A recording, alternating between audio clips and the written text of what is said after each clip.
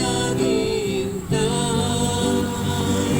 Kumakatok siya sa pintuan ng iyong puso. Wag mong sayangin ang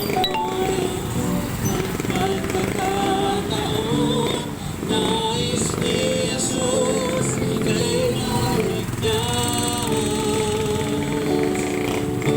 Lahat halos ng paraan ay ginawa mo